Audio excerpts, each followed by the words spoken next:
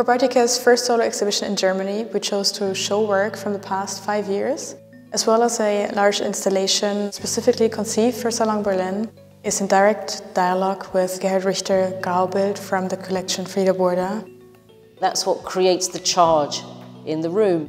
One is deeply masculine and one is sort of quite overtly feminine. There's no way to enter that grey. And on the other side of the room you have this vortex which is saying, come in. Virus 8, it's a time-based work, so it's a 30-year project and it marks historical moments, but it also marks my life and the life of my family. You see this variation in colour constantly changing itself. A lot of my practice is about using ready-made objects, you know, in the very old and grand tradition of modernism. The Bindi work started in about 1998. I like this idea that a small marker placed between the eyes somehow represented what they term in Hinduism as your third eye. So this is the way of seeing. They're not sort of passive, they also look back at you. In some ways, when you think about it, the Bindi is a very psychoanalytic way of me looking at the rest of the world. I'm sticking thousands and thousands and thousands of eyes every single day and asking myself, what do you see?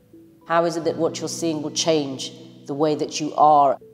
The way that I was looking at my body, my sense of space, my sense of individuality as a woman in India changed quite a lot. I'd never been aware of my sexuality in such a very obtruse and obvious manner. I was looking for a way to understand self, my own self, and the many different types of identities that we have as women. You know, smashing the mirror became a bit of a punk statement. It was kind of a radical gesture to say, actually, you know what, I'm going to break like 300 mirrors this year, and I don't care really. The very feminine reaction to that was also to repair what you destroy. Bindis have gum on them, and by sticking many, many, many, suddenly I create this adhesion of surface and material, and the mirror holds itself together. When you make the sculpture, there's a point where the work sits. I do believe that every object has its center of gravity, and it's this perfect state of equilibrium.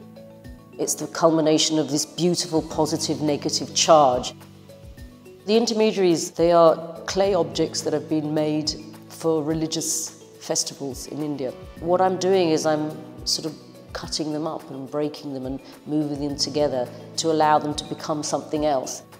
As an artist, I think our role is to transform or to create magic from material.